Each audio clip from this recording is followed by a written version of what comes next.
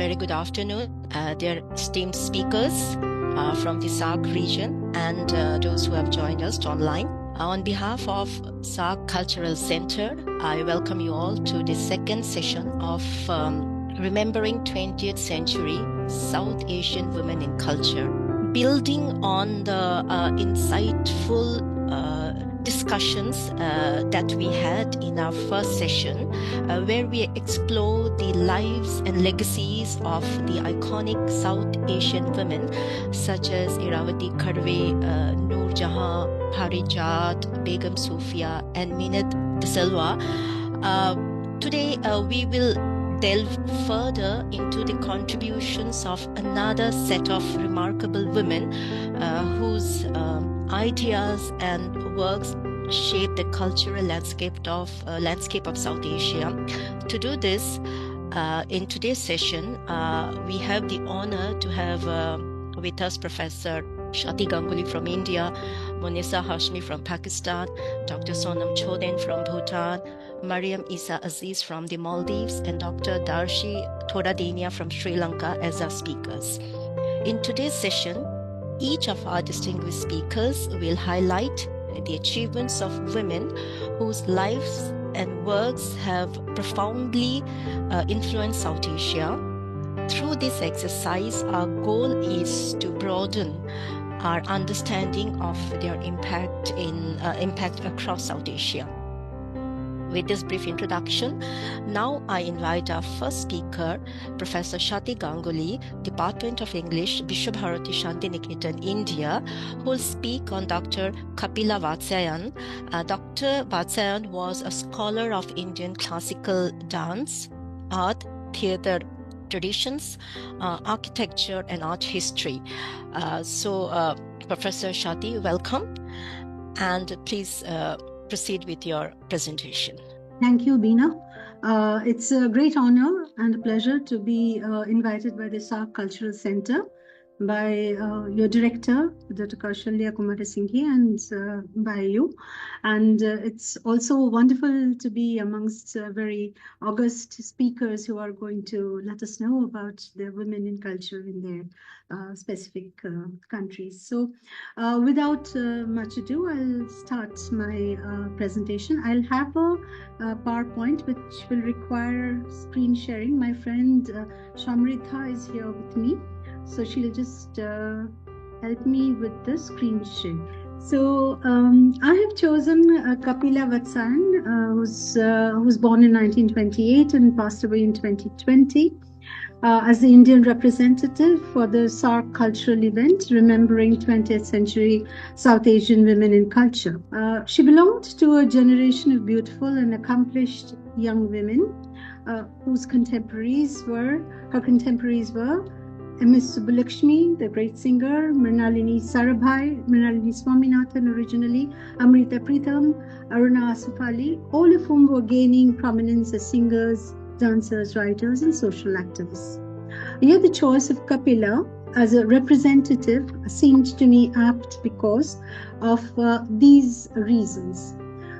Kapila brought together a knowledge of all aspects of performing and visual arts, drawing also upon their interconnectedness. Second, she was a key figure in the consolidation and dissemination of culture at a crucial historical juncture in the narrative of nation-making, that is when India had become independent and had found its had framed its own constitution. Third, she was an institution builder, right? And most importantly, the IGNCA, the Indira Gandhi National Centre for the Arts, especially the performing arts. And finally, she was a researcher who wrote on dance, on theatre, on music and architecture, bringing an interdisciplinary methodology to her inquiry. So in the course of this talk, I hope to explore some of these aspects of Kapila, who journalists in her own time had termed the grand matriarch of Indian culture, and sometimes the cultural czarina of independent India, a term which I'm not quite sure whether I like. I begin with a brief biographical sketch to identify what was unique about her education and upbringing. What is interesting, and I teach English literature in Vishwabharati, is that Kapila's formal education was also not just in English medium schools where she read English literature for BA and her MA degrees. She also had a degree in education from the US, University of Michigan, Ann Arbor. So she taught English at Miranda College, one of the most prestigious women's college in Delhi. But Kapila was never anglicized in the way someone with her education could naturally have become. One reason why this was possible is her upbringing in a family which was deeply rooted in the Indian philosophical and literary traditions, just as it was linked closely to the leaders in the nationalist struggle for India's freedom from British rule. So born on 25th December 1928 in Delhi to Satyavati and Ramlal Malik, Kapila was fortunate that her parents kept an open house for scholars and artists, and also nationalist leaders. In 1933, the family moved to Calcutta on her father's business, and Calcutta at that point was a hub of a lot of activities, especially cultural and literary activities. So she met here in her father's and mother's house, many famous people from the world, the literary and the cultural world. Most famous of them, of whom were 𝒣 𝒐𝒖𝒓𝒆𝒏, who was the editor of the journal 𝑉𝒔𝒊𝒏, the polyglot and polymath Rahul Sankrithayan, and Charles Freer Andrews, a Christian missionary who had come to India after he had met Rabindranath and listened to his reading of the Gitanjali and settled in Shantiniketan. Andrews was here often in Calcutta with 𝒣 𝒐𝒖𝒓𝒆𝒏 in his quest for setting up the Hindi Bhavan in Shantiniketan in Vishwabharati. So Kapila was recognized as a prodigy because she was asked to write Andrews's obituary for the Vishal Bharat, which she wrote when she was 13, addressing him as Charlie Dada. So she was familiar with Charles Andrews. But where did she meet Rabindranath Tagore? Is it likely that young Kapila traveled with her father's friend, Gurdayal Malik, who spent a major part of his time in Shantiniketan? Because this is a question which has intrigued me, because Kapila does not mention any education in Shantiniketan. Most people who write about her assume that her early education was in Shantiniketan, but there is no formal education, right? So, but she was very close to Vishwabharati, Shantiniketan. So how did this happen? This is a kind of secret sojourn in Shantiniketan, as I understand it. Now, this was important, I believe, because early to late 1930s in Vishwabharati was one of the most interesting cultural practices in visual arts and performing arts taking place here at the Kala Bhavan and at the Sangeet Bhavan. Later, there was the Hindi Bhavan, and these may have sensitized her. This is speculation which I believe has some grounds.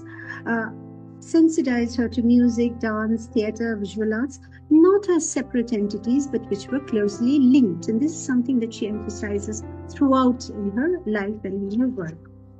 So, in an interview with Priya Kanungo for the Doordarshan, Kapila iterated the highest regards in which she held Vishwabharati and its founder Rabindranath Tagore, who, like many others, she referred to as Gurudev. If the seeds of the engagement with performance and visual cultures were sown in Shantiniketan, its flowering happened in Varanasi in the early 50s. The decision to go to Varanasi, especially to BHU, Banaras Hindu University, was a major turning point in her life. She had just returned from the university at Ann Arbor and was teaching at Miranda House. She traveled to BHU to Vasudev Sharan Agarwal, a revered expert in the field of Indology. But remarkably, he was also a polymath who could move with ease between the Vedas, the Satpatha Brahmana, Harshacharita and Padmavat. Why did she go there? She went there to show him her manuscript which she had written on sculpture and dance. The Acharya, the revered teacher, told her she needed to study Sanskrit literary texts, archaeology, and get an idea of art historical developments if she were to pursue her doctoral research. It was in BHU she met and learned from Gopinath Kaviraj, who is a stalwart in the field of Sanskrit and philosophy, Pandit Hazari Prasad Dwivedi, who had moved from Vishwabharati to Banaras Hindu University. And the latter enriched her understanding of the alternative tradition in Hindi, that is, works of medieval bhakti poets Kabir, Nanak, Dadu, and Mirabai. It is likely that her interest in Jaidev and her great project on Geet Govinda may have emerged from this. So traveling between her job in Delhi and her role as a researcher in the HU was a tough call, but Kapila was a determined young woman. Despite many obstacles to her formal research, Kapila pursued her research and had the distinction of becoming the first one to receive a doctoral degree from the HU. But Varanasi for her was not just limited to the university. It was in this ancient seat of learning and culture that she met the art collector and art historian Alice Bonner and the musician, ethnologist Alan Danilu. Alan Danilu, incidentally, had connections with Shantiniketan, both of whom were extraordinary European Orientalists who had made Varanasi their home. In one of her interviews, Kapila spoke movingly of the role of Kabir Chaura, which is regarded as the birthplace of Kabir, in Varanasi as a meeting place of all music exponents. The singers Rasulan Bai, Girija Devi, who was her exact contemporary, Kante Maharaj, who played the tabla, and many others. Though she was a connoisseur of the Thumri and the Bhajan, the art form in which Kapila was trained from an early age was dance. She learned Kathak from Achan Maharaj, who is now better known as the father of Birju Maharaj, unfortunate. She learned Bharatanatyam from Meenakshi Sundaram, Manipuri from Amubi Singh, who taught her about the need for gentleness, not to hit the earth hard, the aghat as is called. And finally, she learned Orisi from Surendranath Jha. So by the early 1950s, I think, when she was in her 20s, Kapila was uniquely cut out for the role that she would soon step into, which is to consolidation and the shaping of Indian culture, becoming its face in the home and in the world. The early 1950s in India was a very exciting time. India had just framed its constitution, and the Republic Day celebration at the Talkatore Stadium was a major event. Kapila, then a young woman faculty in English, was asked to meet the first Prime Minister of India.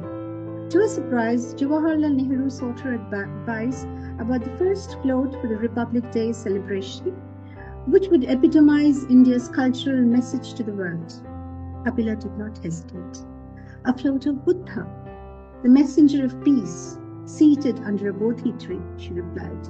Nehru, pleased with this response, put the young woman in charge of organizing the float. I love this anecdote with which I begin her second role, that is her role as a bureaucrat who's going to move into the corridors of power. The 50s was a decade of excited nation building, of giving shape to what is often called the Nehruvian vision of India's cultural tradition. Its aim was to make the nation-state play a major role in identifying, preserving, and showcasing the country's very diverse and rich traditions in dance, theatre, painting, sculpture, and literature. The Lalit Kala, you see on the left, the Sangeet Natak and the Sahitya Academies was set up to provide a fillip to Indian art, aesthetics, and literature, even as government sponsorship for the promotion of performance and visual arts began to gain ground. The recognition of certain dance and musical forms as classical also happened during this time.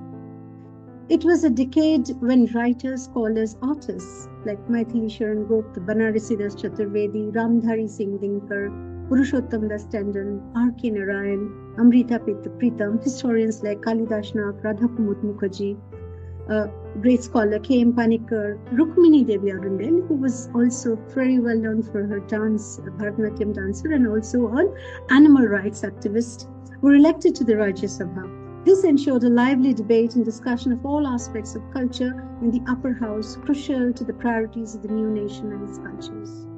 Kapila was in the thick of such official processes of consolidating and indeed the shaping what came to be understood as Indian culture. In her capacity as advisor to the Ministry of Education and Culture, this is the second role that she plays. This was an official post she was given after qualifying in an examination in 1954. This is also a very fulfilling time in terms of her personal life. Her courtship with the famous Hindi writer S.H. Vatsyayan, who wrote under the pen name of Agya, had begun. Though Agay was 17 years older than her and also related to her through family connections by marriage, the tall, handsome writer was regarded as a genius who charmed women with his charisma. By 1953, the intellectual companionship was blooming as articles by both aesthetics and art began to appear in noted journals. In 1956, Agay and Kapila became man and wife in a quiet court marriage. Soon after, Kapila left for Russia and Eastern Europe on an official tour for about a year. So though Kapila never identified herself as a feminist, evidently she did not believe in sacrificing her career to become a perfect wife, a caregiver and a nurturer, a role that Agay perhaps demanded. This may have been one of the reasons for the separation which occurred soon after their trip in Berkeley in 1961. However, Kapila was immersed in her professional life. During the 1950s and 60s, she came into very close contact with and worked with men like Nehru, Maulana Azad, Radhakrishnan, Humayun Ahmed, almost all statesmen and dignitaries, cultural teams from Europe and the US. Between 1954 and 1990, Kapila organized some of the most important exhibitions on the arts and was also responsible for taking charge of the ICCR. She would be remembered primarily as an institution builder and a major contribution, though she helped in setting up many other institutions, was in conceiving the Indira Gandhi National Centre for the Arts at the behest of Rajiv Gandhi, who was then the Prime Minister. He wanted something grand to commemorate Indira, one of the most charismatic, if controversial, Prime Ministers India has ever had. How did Kapila go about this grand plan? The IGNCA has a two-part video called The Paradox of Art, which makes clear that this is a center dedicated to the preservation and study of all art forms, primarily performative, and the relationship between these performative arts. It is the first ever collection of scripts, documents, photos, and films on the arts. The popular or the folk has been given equal space alongside what is understood and identified as classical or Maldives. A very special emphasis has been on the recordings of oral traditions which are fast vanishing. There are two stupendous projects undertaken by Kapila for the IGNCA. The first was the Kala Tattva Kosa, Kala meaning arts, a compendium of Indian poetics and aesthetics. The 7 volumes were devoted to Chaya, Rupa, Lakshana, Sharira, Tala, Akara, and Anukarana. The other grand project that was close to Kapila's heart was a multimedia project of the 12th century poet Jayadeva's devotional and romantic narrative poem, Geeta Govinda. This project brings together the many commentaries of what we call the Tika Bhashya of the Indian textual tradition, images from paintings. What you see on screen are images of paintings, miniature paintings of Rajasthan, of Kangra, and many other schools, as well as recitation and songs. It is probably the first multimedia project to happen on a particular work. This was the reason why Stella Crumrush, one of the leading experts in art and aesthetics, had written to Kapila that you have done for India the unbelievable service that each civilization is in need of, to make the entire world a cosmos of the inner life and mind. This, meaning the IGNCA, has a stupendous vision and organization. This praise from Stella, who was known for her exacting standards, must have gladdened Kapila Vatsyayan, who was then approaching her 60th year. And I come to the final section of my presentation, which is Kapila as a Vidushi. Typically, the term Vidushi is used to refer to a woman who is a musician guru. But Vidushi, in its extended sense, means an erudite woman. So Kapila's stature as a Vidushi, an erudite woman with a surprising in-depth knowledge not only of performing and visual arts, but of the Sanskritic and regional textual traditions of the country, grew in the 80s and 90s. Though she had begun to carve out a niche for herself as an author on various aspects of India's performing and textual cultures from the 1960s onwards. The first monograph she wrote, derived largely from a doctoral thesis, was the Classical Indian Dance in Literature and the Arts, which was published in 1968. Others which followed, and I'm just giving, just a few representative accounts. She wrote 20 books Others which followed were traditional Indian theatre, 1980, the Square and the Circle of Indian Arts, 1983. This is about Indian architecture, but it is, in a sense, multidisciplinary. Indian classical dance, 1992, and a commentary on the Bharatiya's Natya Shastra. Since it's impossible to discuss any of these scholarly tomes in detail, I focus on one single, which is on your right, the Indian classical dance, to draw attention to the historicized interdisciplinary approach that she had developed while researching and writing. In this monograph, Kapila points out that apart from evidence about dance that can be gathered from archaeological remains, sculptural reliefs, mural painting, extant works of Sanskrit literature and chronicle sources, there is a rich source of textual material normally called manuals or treatises. So she was adept in almost all of this, right? So we've run the entire gamut of plastic arts, of visual arts, and performing arts. She refers in particular to the Abhinaya Darpana by Nandikeswara, a treatise devoted exclusively to the dance, as well as a commentary on Natya Shastra by Abhinav Gupta, whose works travelled from Kashmir to the rest of India. She conjectures that the beginning of contemporary classical styles, be it the Bharatnatyam, Kathakali, Manipuri, or Odissi and Kathak, can be traced back to the developments in the medieval period, roughly from 1300 AD to 1800 AD. Kapila is astute, and in this sense she can also be referred to as a post-colonial critic. In her assessment of the epistemological violence caused by British colonial system, which refused to recognize the arts as subject of learning and culture, relegating it to extracurricular. Interestingly, in Vishwabharati, Rabindranath insisted that all of these visual and performing arts be understood as part of the curriculum, which is why the setting up of Kala Bhavan and Sangeet Bhavan, not as extracurricular, but as integral part of Indian learning and Indian knowledge systems.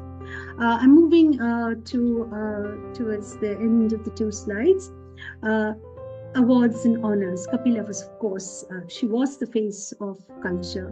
She was in the bureaucracy. She was a very, very important person in terms of her ability to bring together people of the performers, bureaucrats, people from all walks of the bureaucratic life, as it were.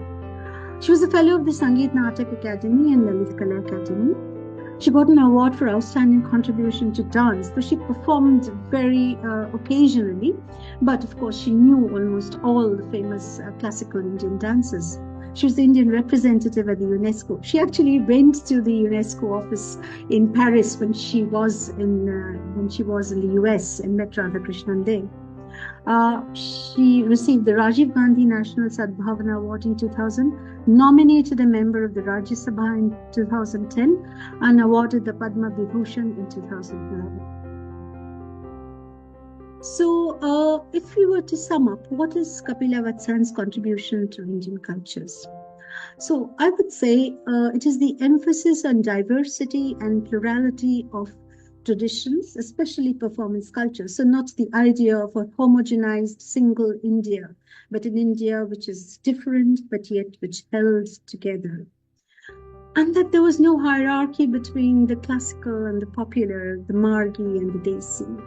So you look at any of her books, you will find that she lays equal importance to, for example, the Kathakali, the Yakshagana, as well as the Chow traditions in various regions of Eastern India.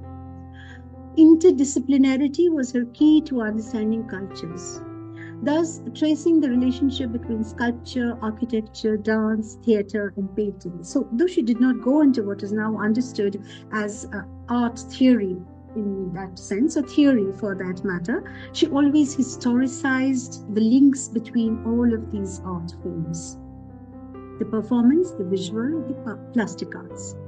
She argued the roots of Indian culture lay in its metaphysics, in its speculative thought, in its rituals, and its understanding of the body system. She also talks about medicine, right? So it is this multi-layered concurrency that constituted the richness of Indian culture. So that is what I have to say about Kapila Vatsyayan. Thank you very much for your patient hearing and for remembering with me Kapila Vatsyayan. Thank you very much, Shatidi, for that invaluable insights. Our next speaker is Moneeza Hashmi, trustee of FACE Foundation, and also a distinguished media and broadcasting professional from Pakistan. She's going to speak on Bano Qudsia, a Pakistani novelist and playwright. So, Madam, please proceed with your presentation. Thank you, Veena. Bismillahirrahmanirrahim. I start in the name of Allah, the most merciful and gracious. Assalamu alaikum.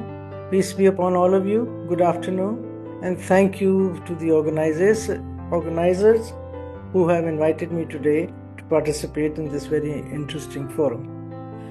The person that I chose to speak about is Bano Qudsia. And if you can see on the screen is a photograph with her and me a year or some months before she passed away. Bano Qudsia is a name in the Pakistani literature, which is a name which carries so much respect and so much awareness of how literature and women's characters in literature actually started. Before I go further, I'd like to ask my partner here to show you a small introduction to Bano Qudsia. Yes, Arun? Bano Qudsia, a name that echoes through the corridors of Urdu literature with grace and power, a storyteller of the soul. She gave voice to the silent struggles of society and the quiet battles within the human heart. With Raja Gidh, she redefined the novel. With her plays and prose, she awakened generations. More than a writer, she was a mirror to our collective conscience, a woman of wisdom, depth, and unshakable truth. Today, we remember her not just for what she wrote, but for what she made us feel, question, and understand. Thank you, Harun. So, we go ahead. Now, when it comes to Bano Qudsia, we talk about what we could see and what we know about her and her contributions. And that's where I'd like to start first. So the professional impact of her work is something that I'd like to show. Here we go. Maroon, on the left, please. Let's have that. Okay. So when you look at the professional impact of Bano Qudsia's professional journey spanning over 6 decades, you'll find that she wrote more than 25 novels and books, dozens and dozens of short stories, numerous television dramas, and I'd like to say that I had the privilege and the honor to act in several of her dramas on television. Those were the days when television, or PTV as we called it, Pakistan television, was live and black and white. And I remember Bano Appa, as I used to call her. Appa means sister. She was the older sister. She would write plays and then she would go to the PTV and say that I want Moneeza to act in them. So I was one of her leading ladies in several of her plays. And then she wrote a lot of philosophical essays and memoirs and so she was this lady who was also on a very spiritual journey in her life. Let's go to her books, the details of her books. Harun, next slide. Okay. This book that is called Raja Gidh is a book which is the most famous of her books and very well read, very well respected, and also well known, and people remember her by it. And it was a very difficult book to read and a very difficult book to understand, but she took years to put it down. Then there are the other 2 books, which is 𝒆𝒏𝒕𝒖𝒓𝒚 and then Amar Beli Parda Hasilgat. I say these names which will not mean much to perhaps my friends who don't understand Urdu, but they are books that reflect a lot of different aspects that she had about society, about relationships. And even though when you look at Bano Qudsia, as you've seen her in the introduction that I showed you, she appeared to be a very simple person. She appears to be a very spiritual person. She appears to be a person who is very, very reflective and very quiet. And she was that kind of person. And yet, in her books, in her novels, In her stories, in her dramas, she brought out the most important messages of women empowerment. And the third slide that I want to show you is about the dramas that she did, which was Adi Baat is one of the most famous dramas, and Tamasi. I mean, these are just names which because at that time there was only Pakistan television, so she was writing only for them. But these are very, very important plays that people even to date, people of my age caliber, perhaps a little older, do still remember them. And then come her awards. Can we show those now? And she was given the Satara Imtiaz, which is the highest award that is given by the government of Pakistan to any writer or any person of culture. Then she got the Hilal Imtiaz, which is the Crescent of Excellence, again by the government of Pakistan. Then she got what is called the Kamal-e-Fan, which is an award that is given by the Academy of Letters. And other than that, she was given various awards throughout her life, in which she participated, and she also spoke on many occasions. So that was really Bano Qudsia, as it were. Now, I would just like to say a few words about her as somebody who spoke and wrote in different aspects. The books that she wrote spoke about, as I said, women empowerment. And since I played some of the characters, I know that her female characters were multidimensional, strong, and very, very emotionally intelligent, and challenged the status quo of the time. Now we are talking way back in the 70s, right? So that's a long time ago. And then she also wrote a lot of cultural dynamics in the books. And she changed the landscape of the television, of the media actually, and she introduced themes which were very new to different people. And there were times when she was accepted for her words and her ideas. She was married. This is something that needs to be said here also. She was married to one of also the greatest writers of our time. His name was Ashfaq Ahmed. You must have seen, you saw a brief image of him with her. He was one of the greatest writers in his own time. And because he was, even though I'm sure Bano Appa would probably not really approve of what I'm going to say, but because he was higher in stature and bigger as a man, because obviously we're talking about the 60s and 70s in Pakistan, not now. So things are different now that we have women flying planes, we have women in the army, we have women on the moon, not on the moon, sorry, on Everest and so on and so forth. So our women are now really progressing very, very sharp and very loud and very clear. Women in fashion, women in winning Academy Awards and so on and so forth. So these were times when women were slightly a little under.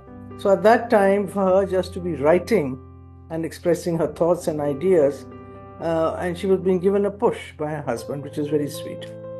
Now, this is something I'd like to say. Bano Appa and I, we lived very close by, on walking distance. So for me, it was almost every single morning, it was a morning walk to her house with my young son, who's no longer young. And we would sit and talk and so on and so forth. So the fact that you are living or talking or interacting with a legend, you don't realize that when you're a young person. You really don't understand that. For you, she's just an elder sister. She's probably talking to you about recipes or maybe about what the weather is like and so on and so forth. And yet now, she died in 2017, not so long ago. But now, as I was thinking about her and writing these thoughts, I realized how great a woman she was and how fortunate I was and my generation was that we were able to interact with such a wonderful woman. And I would also like to say something here now. Next is that I have done a series of interviews on Pakistan television, and I have been fortunate to do that. I was the moderator, the anchor, and I had these great people, more than 100 of them. She was the first that I did. And I remember very clearly, I rang her up and I said, Bano Appa, I'd like to do this interview with you. And she said very clearly, I don't want to come to PTV.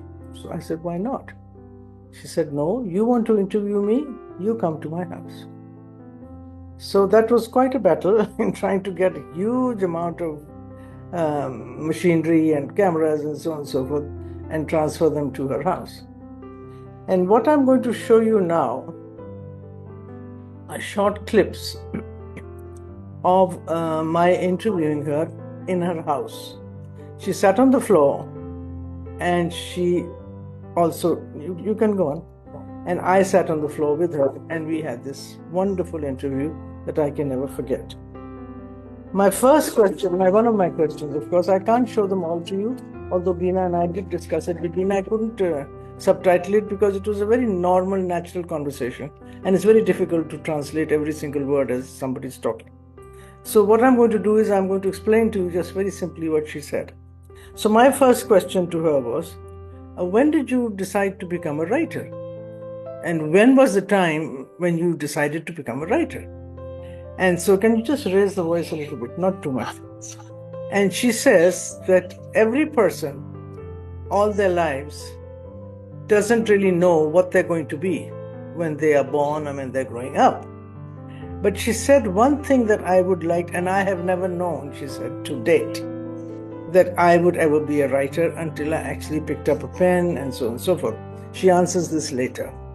But she talks about the fact that you can be a writer only if you feel a sense of loneliness, if you feel a sense of being alone, if you feel that you have been, that you can remove yourself from the world outside and you start becoming a person that can shut their minds and then can lock themselves up in a place and start writing. And then she said, it was very difficult for me to find that time. I had 3 children, 3 boys. I was cooking. I was doing all the household chores. And despite that, there was this inner desire in me to start writing and wanting to write. And she said, my mother kept encouraging me that you must write. You must write. And then she said, actually, it all started in the 5th class, class 5. You know how it is that all these great people somehow discover this talent in them when they're very young, and then over the years it develops. So she said that if I had not been lonely, if I had not been able to find the time alone, find the time to be with myself, to explore myself, I would never have been able to become a writer, because a lot of it takes a lot of tugging. And so I'm just going to keep a little quiet and let you hear, that's me by the way, and let you hear what she says and then come back to the translation.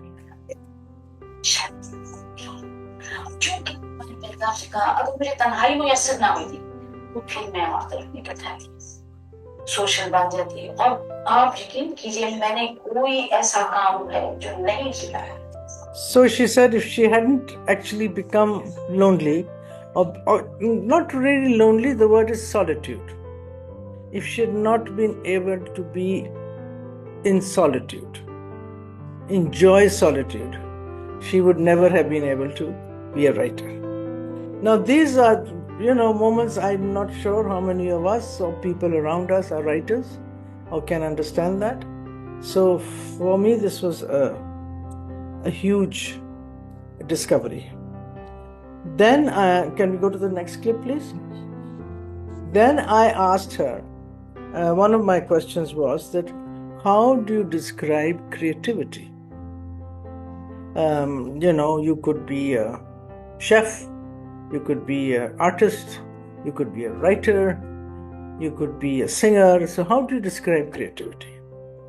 And she talked to me that she was sent poems from Oslo by a poet who translated those poems and sent them to her and said that for me, and she said this is the description of creativity for me, that if you want to be creative, the feeling or the urge or the passion of creativity within you seems as if it is now time to depart. We call it Jahannam, or we call it Qiyamah. Qiyamah means the last day. the day of judgment. So it appears as if the day of judgment has come and I am about to pass into another world. And she says that is the feeling that a creative person has within him or her. That burning, that fear, that desire, that passion that makes you write and makes you create. And then she gave a very lovely example of saying that if there was a kettle and you're boiling water and you put a stopper on the steam, imagine what is going on inside the kettle. The kettle moves, the water is boiling, and there is lots of action going on. So she says that is the emotion that happens when it comes to a person who wants to create. And I thought that was, I'm not somebody who creates, but I have seen my father was a poet, my sister is an artist, and my son is also a performer. So I know the passion, and I know the burning, and I know the sensation that happens. So for me, that was very interesting. Let's raise it a little bit.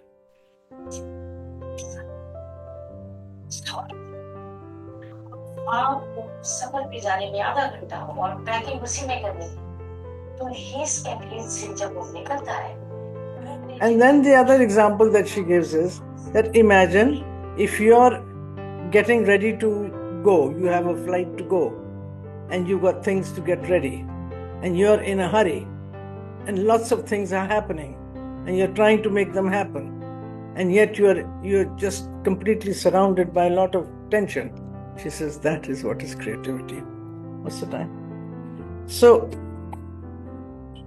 I really thought that she was, in a manner of speaking, somebody who spoke so well and so explicitly about this desire. And it was just a desire to write. Okay. So then she also gave me an example. These are things that I'm just remembering. And I asked her, I said, Bano Appa, how do you write? So she says, I sit down every morning on a table, and I am, yes, please, the third clip, and I put in front of me 3 blank or 4 blank pieces of paper and a pen, and I sit down. And I continue sitting, and I sit, and I sit, and I sit. And sometimes I get up without writing a word, because nothing has happened. And she says, I have a maid in my kitchen, and her name, I remember her calling it very clearly. She said it was Junie. I met her, I remember her. And she says, I would not have been able to write if Junie hadn't been in the kitchen, because she looks after the kitchen, she looks after the house, she looks after the children, and I am allowed that half an hour or 1 hour or 2 hours to sit down and be with myself and be able to express, as I just described, that movement, that passion, that disturbance, and put it on a piece of paper. And I'm not sure how many of us ladies here present, or some of us listening, I hope, are working ladies, successful working ladies, can actually feel that I at least can say that I would not have been who I was or am if I hadn't had the support in my home. And sometimes when I get an award or I get praise, I want to bring on my maids or people who have supported me and say, actually, this belongs to them. This belongs to her. And my children used to think I was crazy. And every time they said, Mama, you've done this, and Mama, you've done that. I said, I haven't done it. She has. What do you mean? She can't read. She can't write. I said, but she allows me to do it. So I think this was wonderful when Bano wrote that, told me about it. That this is, I think, a very important aspect of us women who want to show our talents, express our talents, work with the world outside, but certainly have some responsibilities at home. And I think that is all this wonderful woman, who I still love to this day, remember to this day.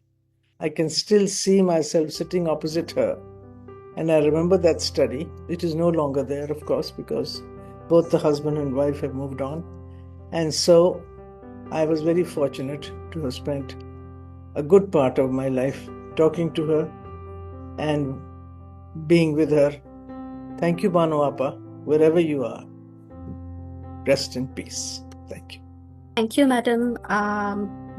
That was Moneeza Hashmi from Pakistan. And thank you very much for your interesting first-hand account on Bano Qudsia and sharing your fond memories about. Next, we have Dr. Sonam Choden, who will be speaking about Gyalyum Phuntsho Choden Wangchuk, the Queen of the Second King of Bhutan. We have Dr. Sonam Choden, who is a postdoctoral researcher at ERC Synergy Project, Interlexus University of Hamburg, Germany. Dr. Choden, over to you. Okay, hi everyone, good afternoon. Thank you SAARC Cultural Centre for this kind invitation. It is an honor indeed to share this platform with such an accomplished women, that too sharing the legacies of the women of our own 20th centuries.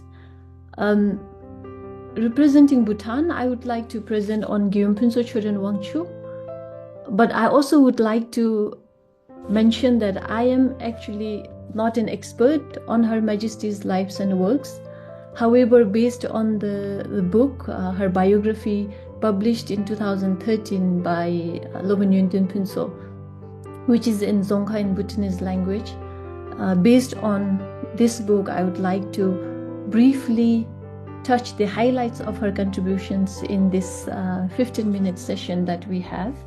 Before we start, I would like to outline a bit here. So I'll briefly touch on her early lives of becoming a queen, and then the textile promotion and Buddhist patronage, which actually I think in her biography I found she have contributed a huge amount around the country in every corners of Bhutan as a Buddhist patronage. And in this case, one can also imagine that early 20th century Bhutan was still in isolation, thriving in her own isolation. And her establishment of National Library and the cultural diplomacy. So to go to her early life, she was born in 1911 at Wangdicholing Palace in Bumthang. Gyalyum Phuntsho Choden Wangchuk, she faced an early tragedy with her mother's passing at age 8. She was raised by her strict grandmother, yet very nurturing maternal grandmother. Through her, she began her education under learned scholars at a very young age. And from a young age, she also mastered in weaving and developed her passion in knitting. And she's actually known to have crafted number of hats and sweaters for spiritual figures even during her queenship. Her love for gardening persisted in her queenship, where she personally tended her gardens, delighting her attendants. At 15 in 1926, Gyalyum Phuntsho Choden married the Crown Prince 𝒌𝒏 Wangchuk, who ascended as the second king, ascending the throne of the Queen of Bhutan. Their son 𝒌𝒏 Doji Wangchuk was born in 1928, and when he became the king, the Queen Phuntsho Choden became the Queen Mother. And since then, she is known as Gyalyum Phuntsho Choden Wangchuk. As a young queen, she embraced her royal duties, mastering etiquettes and sharing duties like receiving and preparing gifts, which reflects her humility and dedication. Her Majesty, while in Wangdicholing Palace, promoted textile and trade works, running a weaving center in the palace, personally guiding and instructing young women in their art of weaving, including men in the trade work. It is also known to be the first weaving center in the country. And this here that I showed are some pictures from the textile, which on my right side are from wool, which are actually from central part of Bhutan.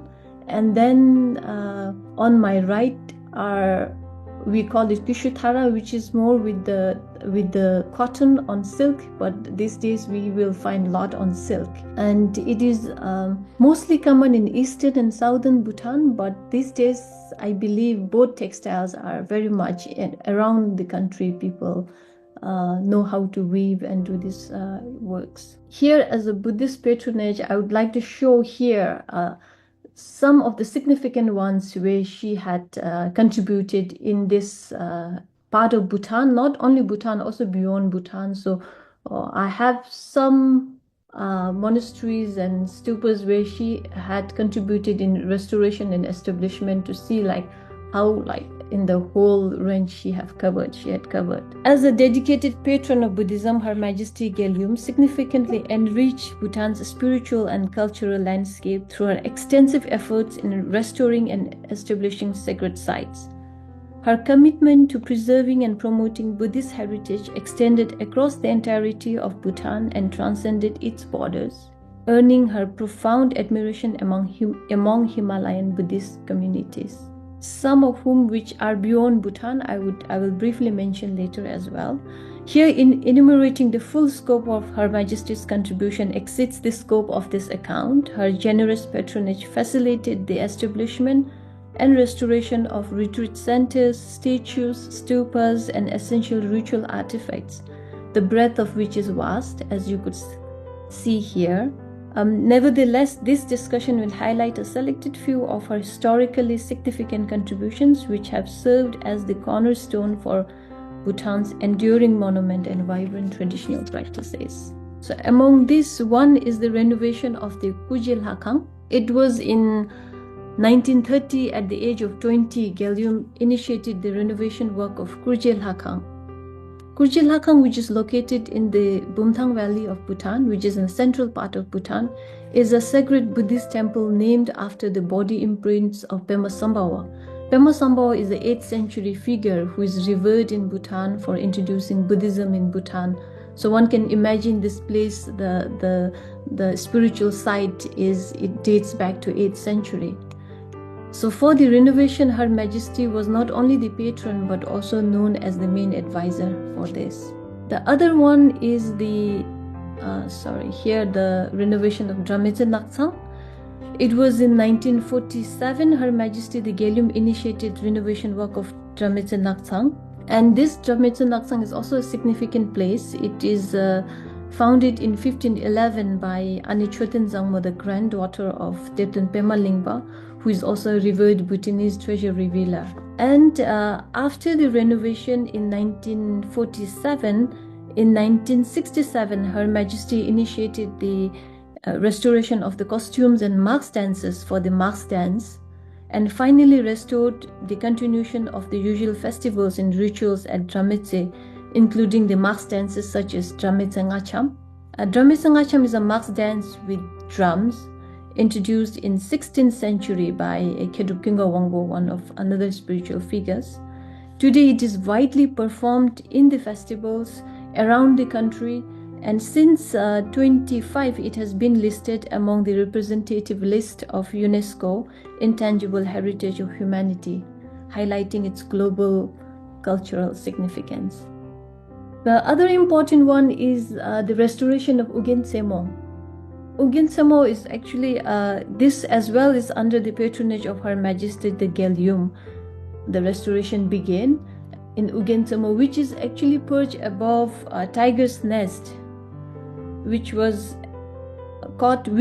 been caught by fire before, and then it was meticulously restored during in 1950s, the construction, which was fully sponsored by Her Majesty, which enlisted Bhutan's finest carpenters, sculptors, masons, and painters to rebuild the temple in revered Zangdoperi form, embodying the celestial pure land of Pema Sambawa. Demonstrating profound dedication, Her Majesty actively participated in labor, carrying mud and stones alongside workers and residing there for 3 months, and providing practical and emotional support under those challenging conditions. Because one could imagine it's perched above Taktsang. In those times, one need to walk perhaps 6-7 hours even. and under this very harsh weather conditions. So it was completed after 3 years. And among numerous religious institutions established under the patronage of Her Majesty, Kingacholing Lakang in Phuntsho stands as one of the preeminent destinations for the tourists. Consecrated in 1966, the temple is situated in Phuntsho, proximate to the Indian frontier town of Yangon, which is a rich tapestry of cultural confluence thrives, where a rich tapestry of cultural confluence thrives. The temple not only reinforces Bhutan's national identity, but also provides a spiritual anchor amidst the modernizing currents and cross-cultural dynamics of this bustling border region. Stupas known in Bhutan as chotens, they are venerated as a monument which symbolize the enlightened mind of the Buddha. Under the aegis of Her Majesty the Gyalyum, numerous chotens were constructed across Bhutan. Though their full enumeration exceeds the scope of our discussion here, of one particular is this memorial choten in Thimphu, which is a project born from the vision of her son, the third Druk Gyalpo, who is revered as the architect of modern Bhutan. Tragically, his ultimate untimely passing forestalled the realization of this ambition of his. In fulfillment of his aspiration, Her Majesty the Gyalyum oversaw the choten's construction, which was completed in 1974 after 3 years of meticulous efforts. Beyond its spiritual role, today this memorial choten also serves as a vital social site fostering community cohesion. In early 20th century, the only source of formal education was accessible through monastic institutions, where many Bhutanese needed to take arduous journeys to Tibet for advanced studies. Her Majesty, being aware of the hardship, she spearheaded the creation of monastic colleges by inviting distinguished Tibetan scholars to impart knowledge and foster the development of intellectual hubs within Bhutan. Among these, actually there are many that she had established as religious institutions or monastic colleges, which I could not discuss much here due to our limited time. However, I would like to discuss about the Rikshung Lobdra, the establishment of Rikshung Lobdra, which stands as a pivotal milestone, remaining the sole tertiary institution dedicated exclusively to the study and preservation of Bhutan's rich cultural heritage. It was in 1959 when Her Majesty extended an invitation to the eminent Dilgo Khyentse Rinpoche to establish a Buddhist college in Wangditse, thus laying the groundwork for what is now the College of Language and Culture Studies in Taktse, Trongsa. So this is the current picture is from the current College of Language and Culture Studies in Taktse, which was initially started in 1959 in Wangditse in Thimphu. And today, Taktse plays a significant role for the modern Bhutanese in learning and sharing the Bhutanese heritage and tradition, cultural heritage. And in 1967, Her Majesty sponsored the establishment of National Library, which initially began in the attic of Tashi Chozong, a house for a 4-story traditional building resembling a typical Bhutanese architecture. Today, it preserves Bhutan's rich cultural and religious heritage. The National Library of Bhutan safeguards an extensive collection of Buddhist manuscripts, works of diverse authors, and xylographic printing blocks. And with this, I also would like to highlight that Her Majesty not only sponsoring the establishment of this National Library, but she have also sponsored the mass publication of Nyingma Jubum, which is a Nyingma Tantric corpus, which are revered also as a monument, as a spiritual text, not only for the scholars to learn and study, but the houses house them as a spiritual monument. But most particularly now for the modern scholars, it has become a good source to explore, to delve further into Buddhist philosophy. So this was a huge contribution that she sponsored this mass publication and offered free of charge to every district. In early 1980s, Her Majesty the Gyalyum demonstrated visionary leadership by spearheading the construction of a Bhutanese temple in Bodh Gaya, which was completed in 1986, and also founded a revered tradition of 𝒚𝒏𝒕𝒖𝒓𝒚 in the same locale.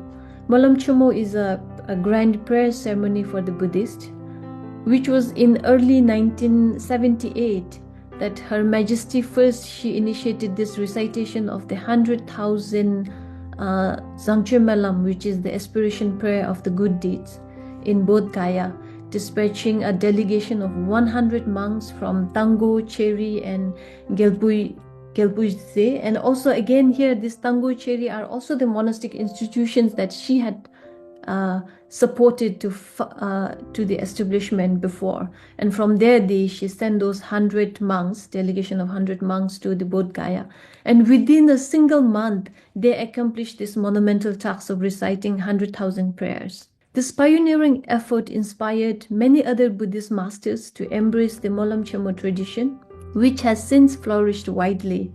Now if we look back in Bodh Gaya, in a year, there are several different kinds of great prayer ceremony taking place from different sects of Buddhism, like Kagyu, Nyingma, Geluk, so many. But if we look back to the history, actually it was initiated, the first person to initiate was Her Majesty Gyalyum in 1978. So thus it is with the profound respect that one acknowledges Her Majesty the Gyalyum as the true originator of the 𝒚𝒏𝒕𝒖𝒓𝒚 tradition in Bodh Gaya, the world Buddhist heritage. Additionally, Her Majesty also founded a temple named Dinganamgir Lakhang in Darjeeling, India, and then also established a monastic college in Kalimpong, India. So in Kalimpong, the monastery was already there. But then Her Majesty helped them establish a monastic college there, where now the young Buddhist scholars can learn and study Buddhist philosophy there. And then she also supported in restoring a Bhutanese temple in Kathmandu in Nepal, which is now known as the Bhutanese temple. So to conclude, Gyalyum Phuntsho Choden's legacy as a cultural and spiritual luminary has profoundly shaped Bhutan's modern development, and this foundation she laid remained as a bedrock for the nation's spiritual and intellectual progress. Thank you. Thank you, Dr. Sonam Choden. Let me now invite our next speaker. She's Miss Mariyam Isha Azeez from the Republic of Maldives. She is a member, Nationhood Council, Ministry of Divehi Language, Culture and Heritage. She's going to speak about Al-Nabeela Aminath Hussein, who was the principal of the first girls' school in the Maldives and member of the first parliament formed in the Republic of Maldives, and a prominent poetess. Over to you, Ms. Azeez. Thank you so much, Sapsara. Being a woman and a writer, especially a novelist, I'm absolutely thrilled to be among such amazing ladies, and that too to celebrate the legacies of extraordinary women who have written down their name in the history of South Asian history. I would say it's written and etched in golden letters. So thank you so much for this opportunity. I truly, truly value and appreciate this. I have given the name, The Everlasting Fragrance of Violet, to my talk, and I'm sure as I proceed you would know why. We are known as the paradise on earth, Maldives. Our blue lagoons and white beaches, a tourist destination that's trying very hard to blend in with the rest of the world as a democratic nation. What most people do not know is that we have existed for over 3,000 years. Our written history states and proves it, and as a kingdom. And very few are aware of the fact that it has been even less than 75 years since we have transitioned from that monarch into a republic and then later into a republic. Now, some people may wonder why I'm completely straying from my actual subject, but the fact is that I wanted to bring out, I just wanted to highlight that we have had brilliant and amazing and resilient and queens who were full of valor in the past. And in each era, we have had such women within us who carried in their veins such pulse. 𝑪𝒖𝒍𝒕𝒖𝒓𝒚 Aminath Hussein carried in her bosom such a heart. Now here we see 𝑪𝒖𝒍𝒕𝒖𝒓𝒚 Aminath Hussein on the left picture with her mother. It's my pleasure. So I was just talking about the kings on this slide, how we have been a kingdom for over 3,000 or at least 1,000 years. Now this is Aminath Hussein with her mother. She was born in 1917 into a royal family of the Maldives, and at that time we had a kingdom. She was the daughter of a princess. Her mother was the daughter of Sultan Ibrahim Nuruddin. Her father was a well-known poet and chief justice of that time, Al-Ghazi Sayyid Hussein Afifuddin, most commonly known as 𝒖𝒍𝒕𝒖𝒓𝒚 𝑺𝒔𝒊𝒂𝒏. Now, being born into a family of privileged family, she was educated within her home by her mother. And then later on, she was tutored by learned scholars of that time. And they taught her English, mathematics, religious studies, and Urdu as well. Later in life, when she was the matron of the Students' College in Ceylon, she also learned Sinhalese.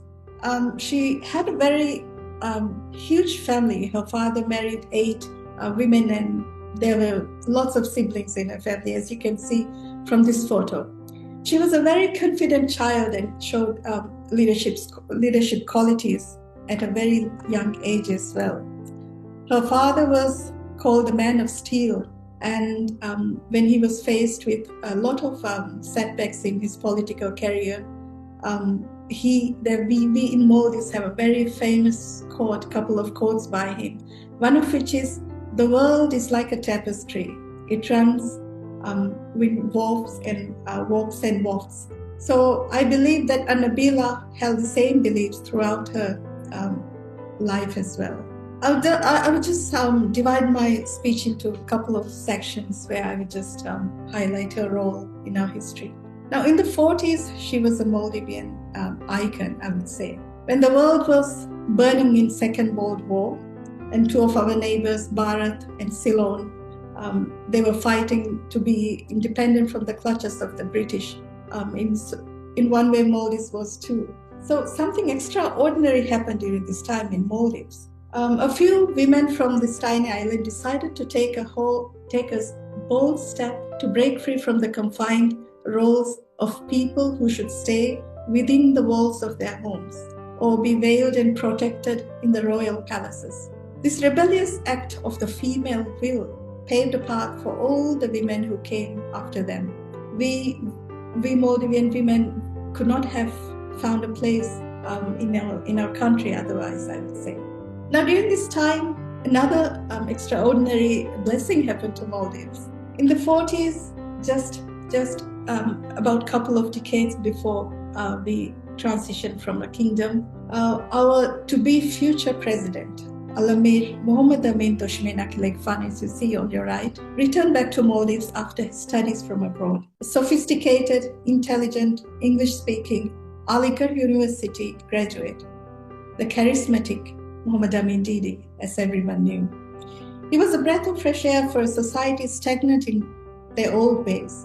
He believed in a modern, educated, cultured society, molded through arts and intellect. His vision for a refined society that was molded through poetry and art and literature and world sports, and most importantly, with equal rights to educate Maldivian girls, irrespective of the hierarchical system, became a little bit of a challenge for the rest of the men in the society. And it was at this juncture that 𝑪𝒖𝒍𝒕𝒖𝒓𝒚 Aminath Hussein's name resonated in our history, along with few other ladies. Now here we see 𝑪𝒖𝒍𝒕𝒖𝒓𝒚 Aminath Hussein and Mohammed Amin Didi in the center, sitting with a group of elites and some local island chiefs. it's no secret, it was not a secret for the society about the strong presence of Al-Nabeela in Muhammad Amin Didi's life. He sought her advice for his political decisions. Evidently, he was immensely influenced and enthused by her unwavering loyalty to him. It was not only a marriage between two great minds, but of two faithful souls as well. She was once described by Amin Didi as his faithful confidant and most beloved comrade. Amin Didi's progressive idea reflected an equal and gender-equal modern society. Thus, a group of influential upper-class ladies accompanied him often in his social gatherings. These elite socialites were not just any other women. They were well-educated, mostly women from the royal families. And they had these amazing leadership qualities and skills as well.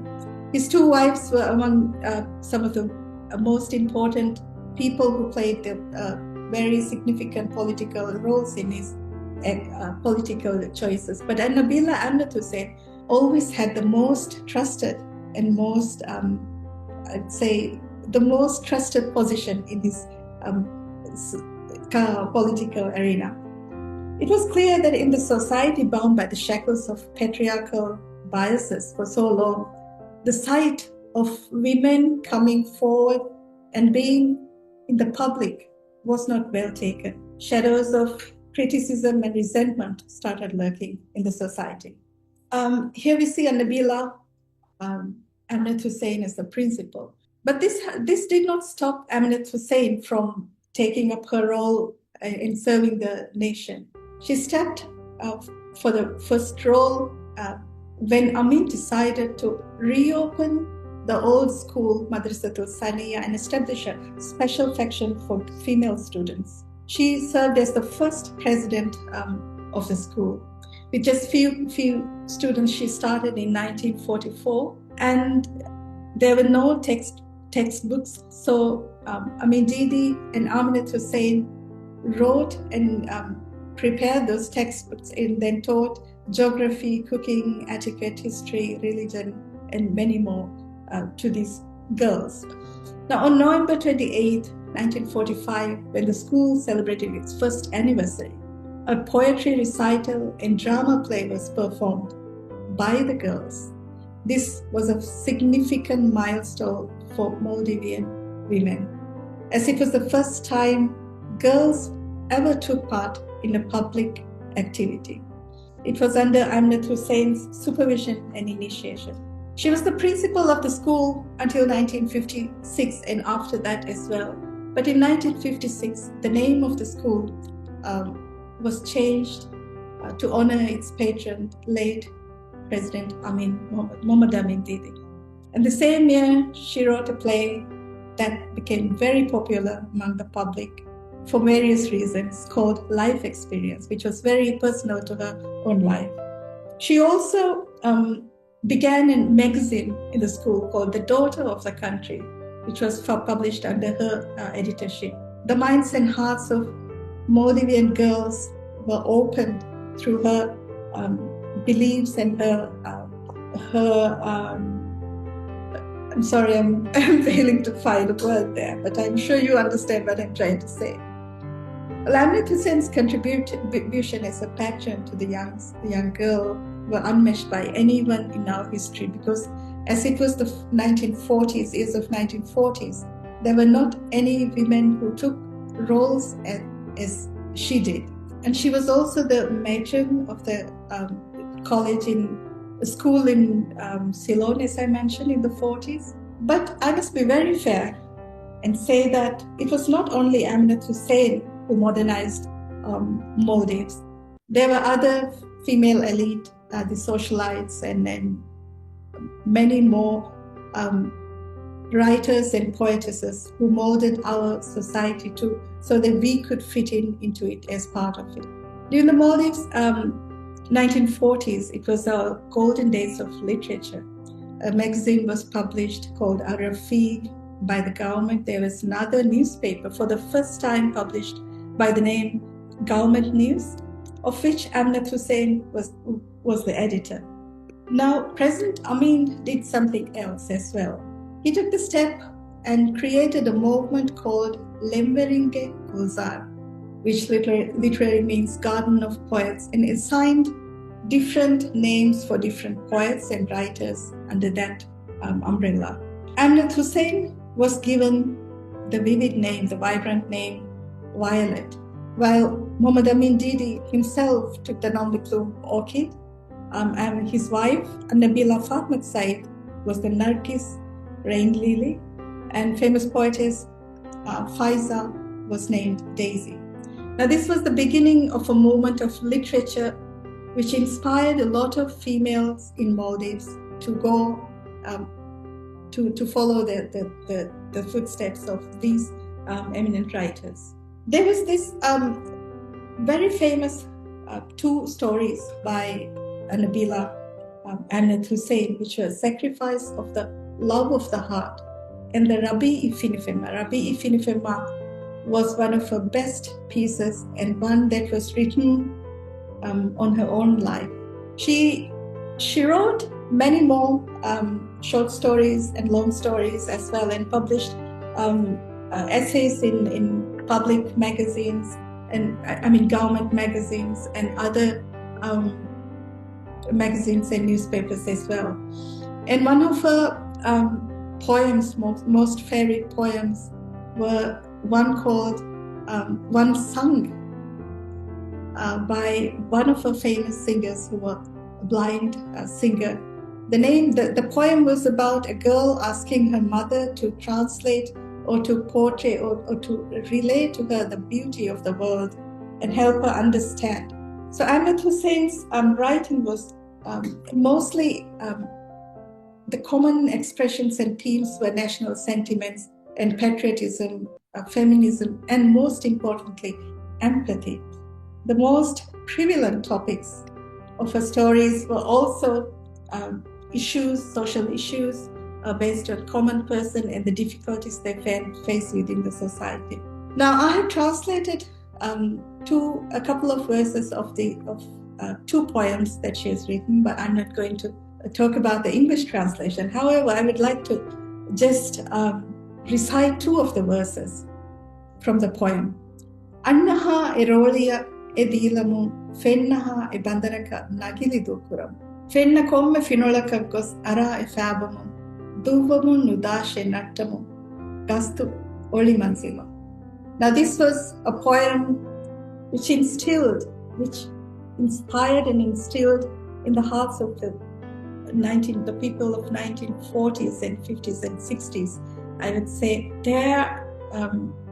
the purpose of this movement that they took part in and initiated. Now, one may also say this poem is a reflection of two sides of the human condition in which they lose the beauty of the outside world and the inner world within. And this girl was asking in this poem from her mother about the beauty and the ugliness of this world. But as I said, from all her stories, 𝒏𝒕𝒖𝒓𝒚, the autumnal rose, was the most popular one. I would just like to highlight a little bit about the story here. The plot was about a protagonist, a female girl called Catherine, who belonged to a royal family and falls in love with a common man. For the sake of love, she kept fighting with the society and the tyrannical system. And one fine day, the man goes and marries another woman, and Catherine chooses to remain single throughout her life. Now, Al-Nabeela Aminath Hussein's role in our history was not just as a principal or a poet or a writer. She was also one of the finest linguists of her times, undoubtedly, but she was also among the first female politicians of the Maldives. She was a member and the honorary vice president of the first political party called People's Progressive Party, found in the 50s. During President Amin Didi's tenure, he formed a parliament in which Aminath Hussein, along with several women, were prestigious members, which was also the first in the history of Maldives.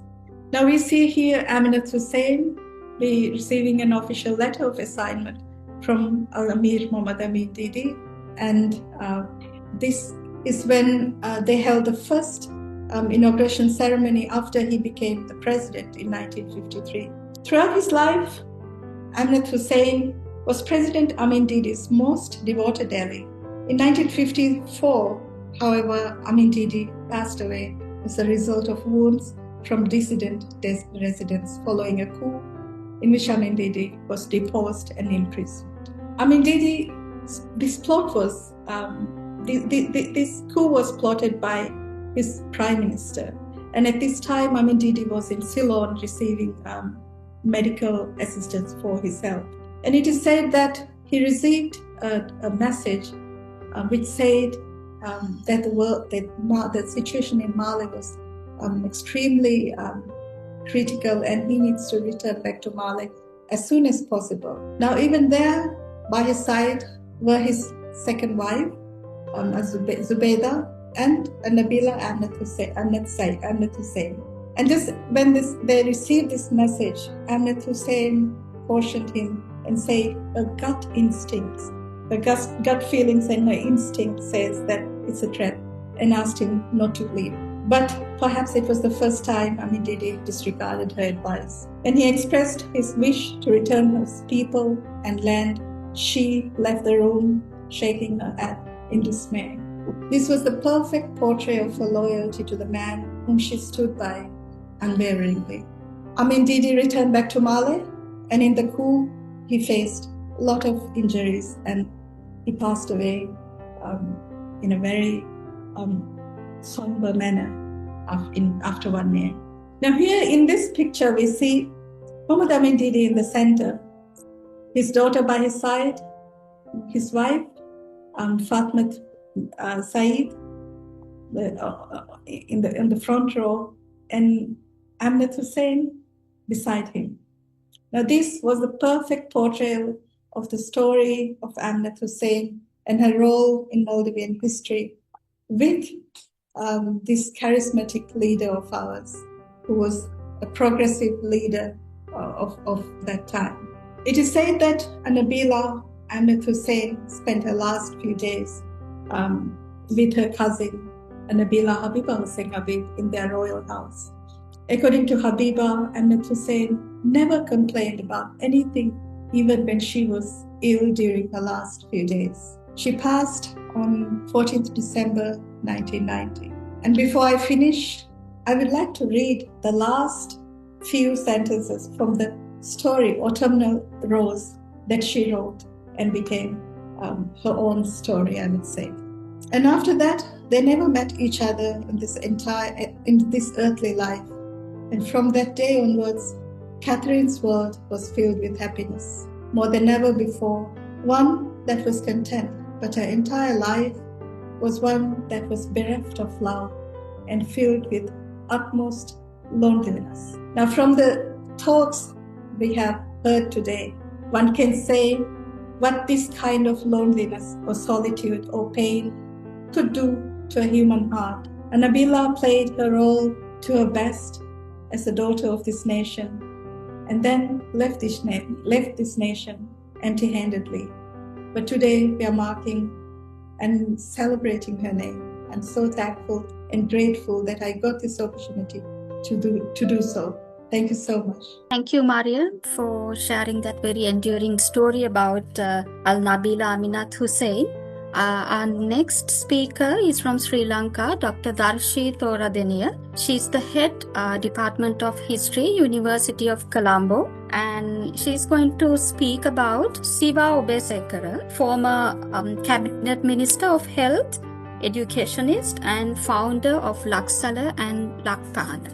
Dr. Darshi, over to you. Thank you, Apsara, for the opportunity given, and also thank you, SAARC Cultural Centre, SAARC Cultural Centre, for the opportunity that they have created to talk about significant women. Because as a historian, I feel the way the women or the way the women's lives were framed, or the way they were reported, is very, I would say, very poor in a lot of senses. But at the same time, listening to all of you, I feel all of us have taken the opportunity and also the effort to emphasize the role these significant women played in the history of our region. Right. So this is my talk is about Deshmanya Siva Obeyesekere and her contribution to South Asian cultural landscape in the 20th century. Yes, 20th century is an important century for South Asia because it emerged as a region in the global political landscape, and also SAARC countries came out of Western domination and became independent nation states, as all of us had just discussed. Culture played a significant role in these newly independent states to establish their national agendas. Thus, 20th century is the century that defined national cultures in post-colonial South Asia, which was emphasized mainly by the first speaker from India. So it was the time where all these regions started to kind of define our own nationality and culture. Within the literature on gender studies, women are framed as representatives and nurturers of traditions and culture, and this is very much so within the post. In today's presentation, I argue, while preserving and nurturing culture, Siva Obeyesekere used culture as a means for rural women to achieve economic empowerment by making it a commodity. By doing so, she expanded the conventional framing of women as representatives and nurturers of traditions and culture. Hence, I propose that Siva Obeyesekere's intervention directed towards two dimensions in shaping the cultural landscape in Sri Lanka. One is an improvement in tangible cultural products such as traditional handicrafts and handlooms in Sri Lanka, and the other is an intangible development, that is the improvement in women's role as active agents of commodifying culture. Right. So I'll start with the family background and so on in order to understand who she was. So as you can see in the screen, she was born in 1929 and passed away in 2017. So, of course, Obeyesekere's family background provided her with initial social capital to embark upon the public life. She is from an aristocratic family from Palmadulla in Sivagami province in central Sri Lanka. She studied at Ladies' College, Colombo, one of the oldest Christian missionary schools in Colombo, and soon after finishing school, she married James Peter Obeyesekere III in 1948 at the age of 19. They had two children, a daughter and a son. James Peter Obeyesekere also belonged to another aristocratic family from Victoria. He assumed duties as Minister of Parliament for Attanagalla after his cousin Rabiwadi Bandaranaike's assassination, and she helped him in his political work. As usually, that is the usual story. Well, she was a founding member of the Sri Lanka Freedom Party together with her husband. She entered into politics in 1965 by contesting the Mirigama seat. She was the Minister of Parliament for Mirigama from 1965 to 1977. Basically envisioned a revival of handicrafts and handlooms as a means to empower poorer rural communities, especially women. In the intention of promoting local handcraft, she started Kalapura in Kandy. In 1961, as the chairman of the Small Industries Advisory Board, she set up village sewing centers and craft centers to revive these traditional crafts, and also revived the district cooperative unions in handloom textiles.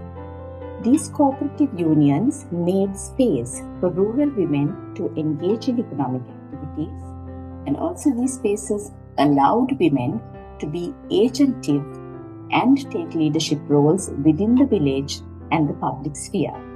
So that is one of the main things about Siva Obeyesekere. So it was a particular space and what she believed in, as Mariam also called socialite, kind of a woman she was, and the space that she created for poorer, disadvantaged women. After a visit to India's Handicrafts Emporium, Siva Obeyesekere was convinced of the need to replicate a similar model in Sri Lanka.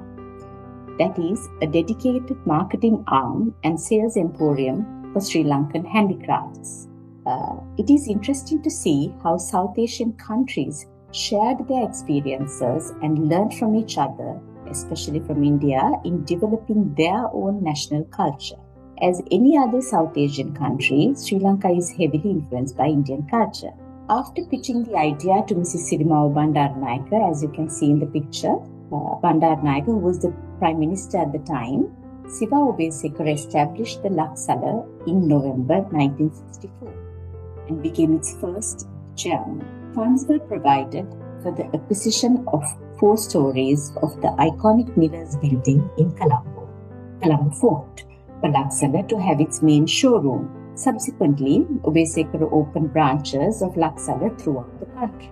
Laksala was the first of the state-owned state-owned institution to promote and sell handicrafts in Sri Lanka. So Laksala's purpose from its beginnings in 1964 was to act as a marketing arm of the small industries department and also to promote cottage industries.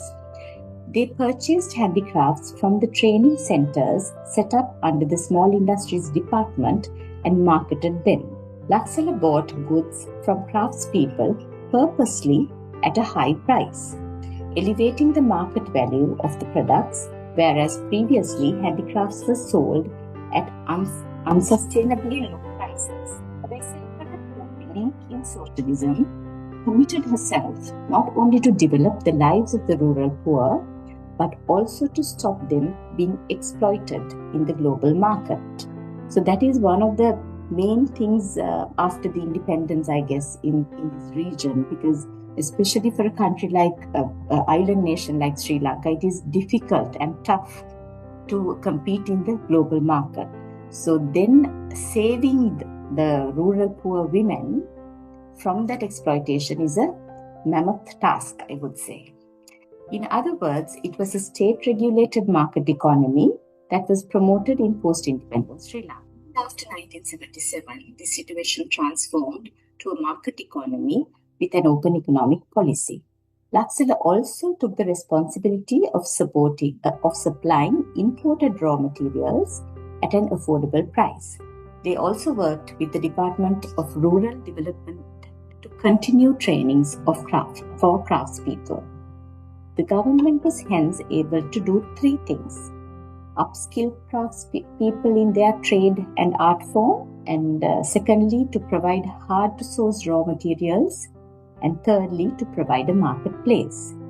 Thus, crafts economy was holistically supported. So it was a movement that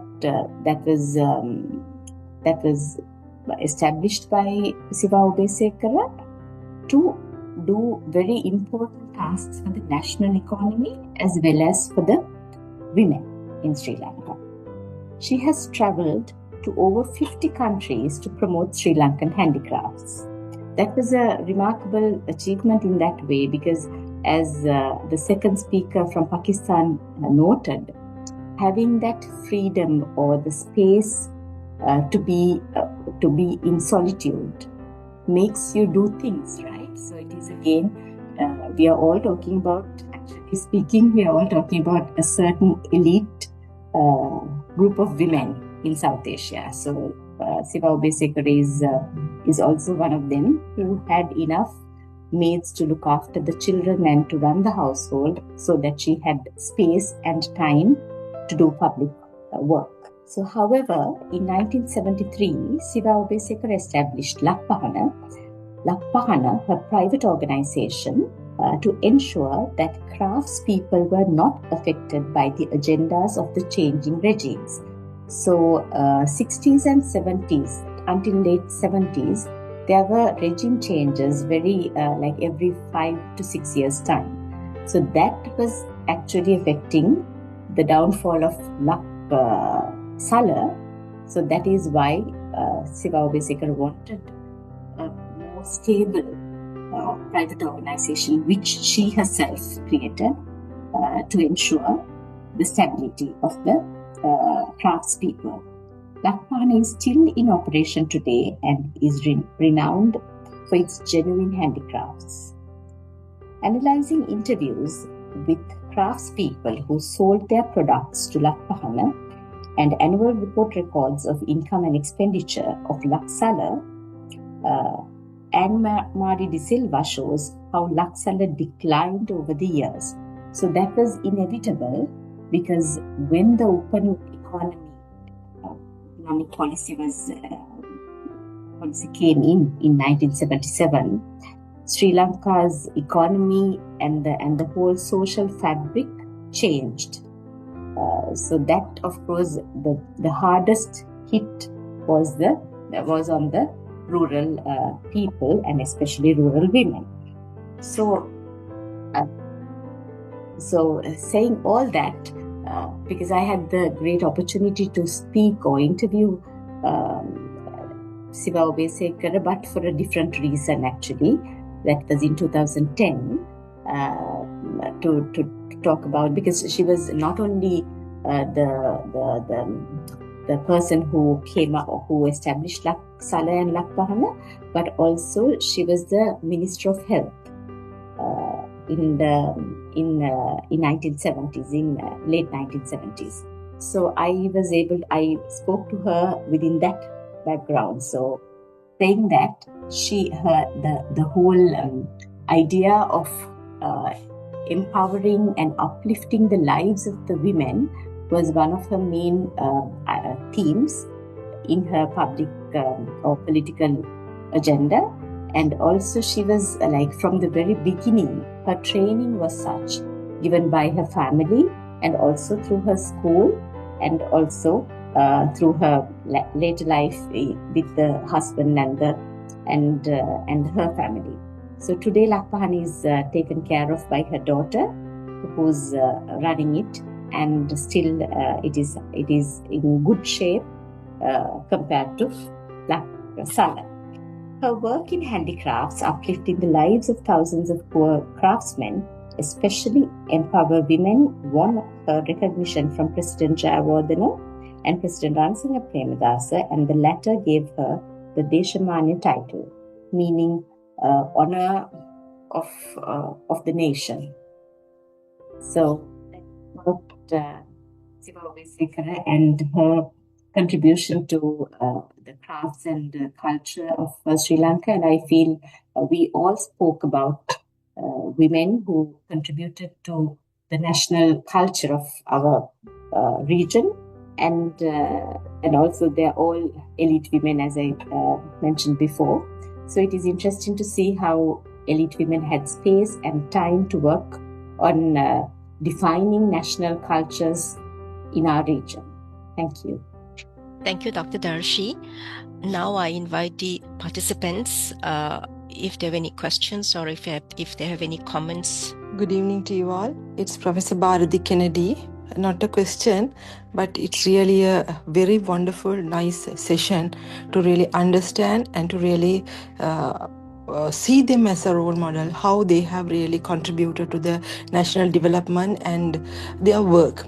It's really very, very interesting and very nice session that you have really contributed. And we also really can understand, being a woman, how they have really faced the challenges and thought the visionary leadership and how they have really exercised the visionary leadership in their life and in their lifetime. That's what we are really talking about. And Dr. Darshini also really came out with very, very wonderful thing. Before that one, the presenters also really did a very great job. Congratulations and thank you very much for this wonderful opportunity. Thank you. Thank you very much, Florence. Anybody else? Hi, my name is Maria Jaffrey. I'm basically from Pakistan, but currently I'm based in Canada. I thank everyone for participating today.